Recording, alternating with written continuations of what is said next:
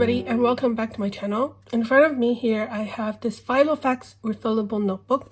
I have shown it briefly before on this channel, but in case you missed it, this is a refillable notebook. It's in the A5 size. There's a wire binding here, and if you flip to the page, you can remove the pages just by tearing it out, and that's because there are some punches here with a slit so that it will come out of the wire binding. I want to try an experiment. I don't know if it's going to work, but I want to try and cut this wire down so that it will fit the B6 size. Because I don't know how to cut this wire, I asked around and my mom recommended this wire cutter, and she used it for her jewelry and bead making. And so hopefully this will work. It might be hard to see because everything is black, but if I fold the cardstock cover here and the paper, you can see here, there is a wire. And it kind of goes to the top of the notebook. You can see it sticking out there, hopefully. So I'm hoping what I do is I will measure the height of a B6 size piece of paper and cut the wire at that point. So I think this kind of, I guess, spiral part will go away, and then I will just have the remaining spirals in this notebook. So first thing I'm going to do is I'm going to remove all the paper from the notebook. I'm going to leave the cover on because I don't think you can remove the cover.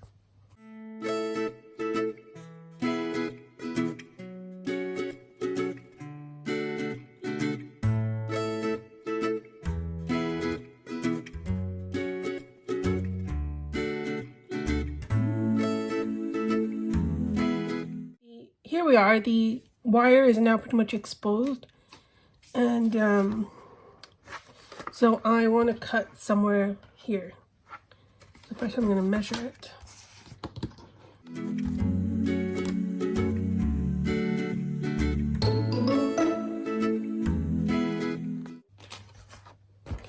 Okay, it turns out I already measured it before, but there's a little pencil dot here. I don't know if you can see that against all the black. So I'm just going to eyeball it. I'm going to just use this and kind of cut it at that mark.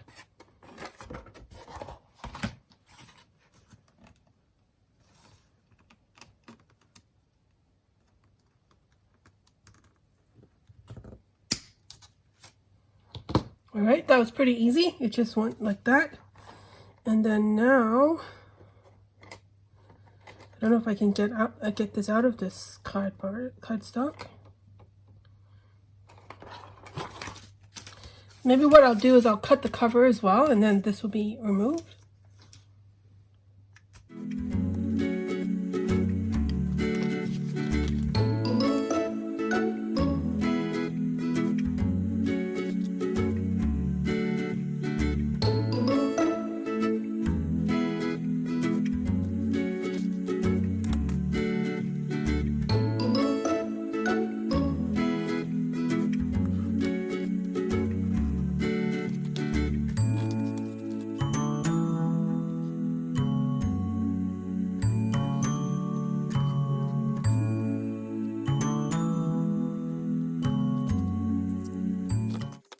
Here's how it looks. I think it looks pretty good.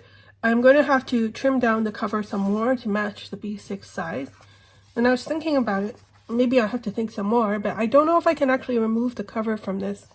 It looks like I wouldn't be able to put back a cover if I removed this cover. So I'm probably going to just keep using this cover. And I have cut down some pieces of paper into the B6 size to show you kind of what I'm envisioning. So here we are. This is just scrap paper, by the way. I did print something onto the paper, but I didn't print it properly, so I just used it and cut it down to B6 size. Let's see how it looks.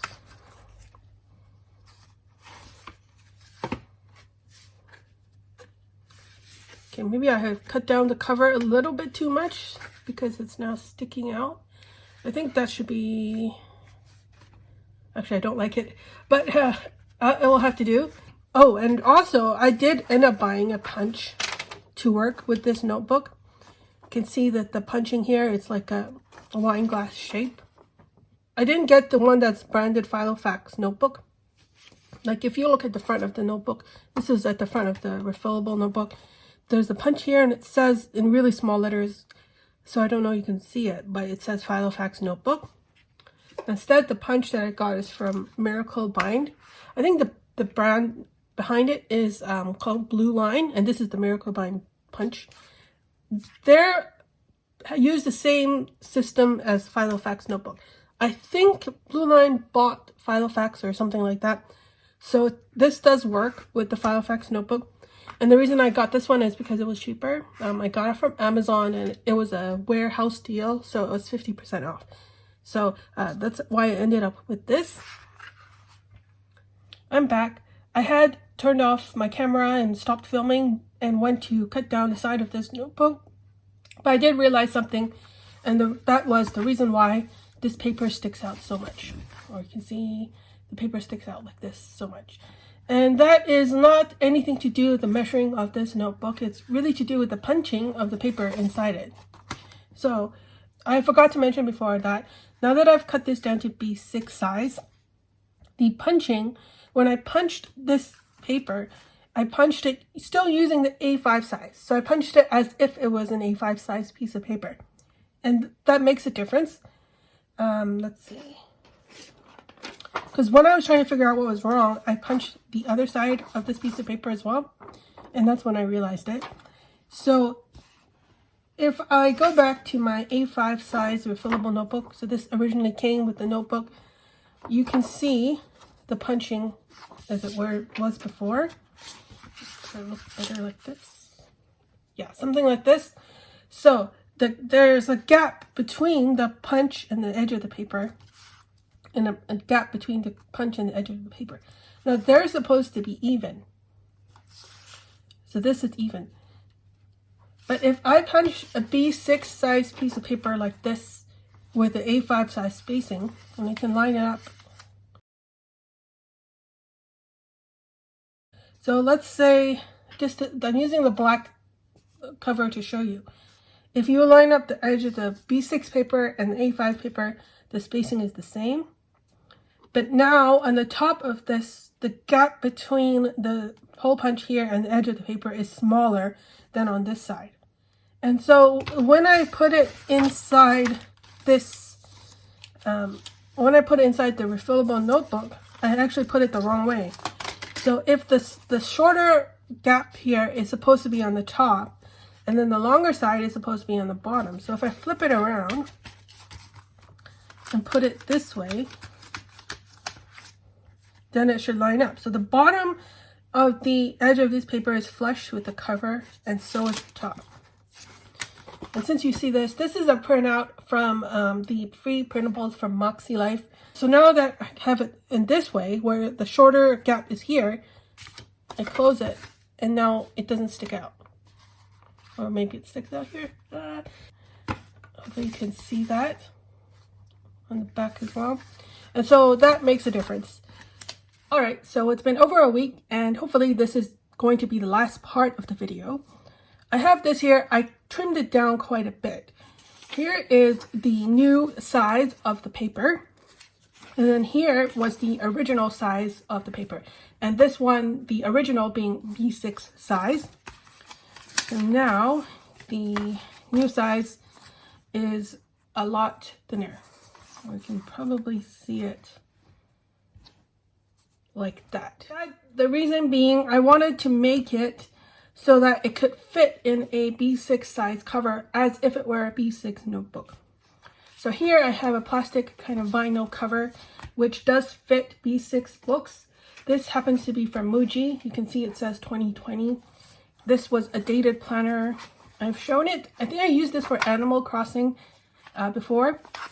And so it's a typical B6 notebook with calendars and stuff like that. And it used to fit right into here. But now I'm going to use it. This now can fit this entirely. And to do that, I had to sacrifice some of the page width.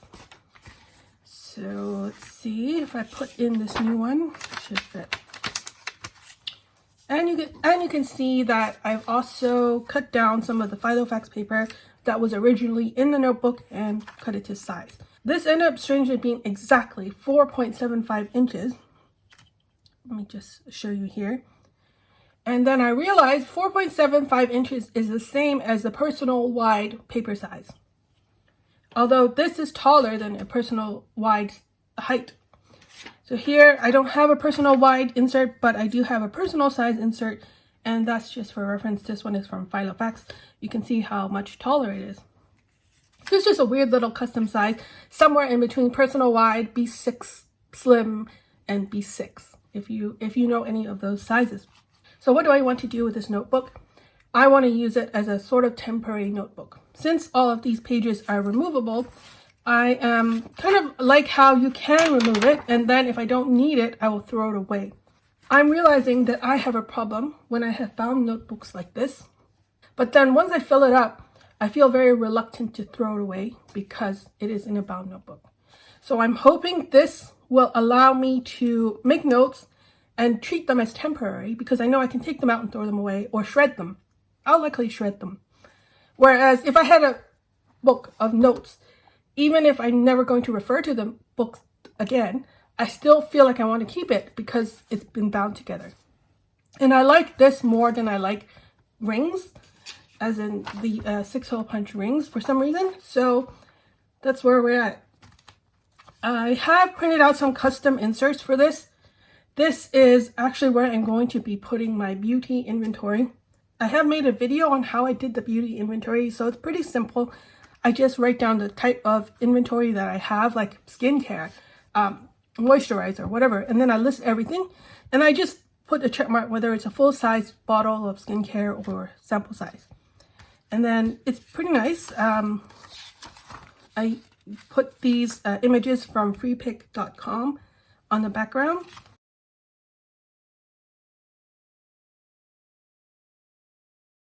And then at the back, I have that Filofax line notebook. I use it for scrap paper, for scrap notes, and then I throw that away too when I need to. The last thing I want to do is show you how this will fit inside here. Remember that it was meant to fit this bound notebook. And so if I compare it, the refillable notebook here is wider. And so I had to make it, it's hard to tell, but I had to make it a little bit shorter than the B6 notebook.